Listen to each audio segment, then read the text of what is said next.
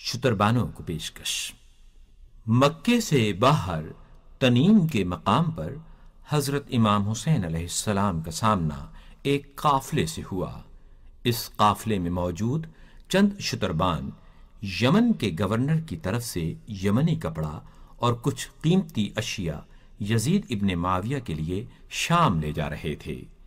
امام حسین علیہ السلام نے ان شتربانوں سے یہ سامان لے لیا اور ان سے خطاب کرتے ہوئے فرمایا، تم میں سے جو کوئی بھی ہمارے ساتھ عراق چلنا پسند کرے تو ہم اسے عراق تک کا کرایہ دیں گے اور اس کے ساتھ حسن سلوک سے پیش آئیں گے، اور جو یہیں سے واپس جانا چاہے تو ہم اسے یمن سے یہاں تک کا کرایہ ادا کریں گے۔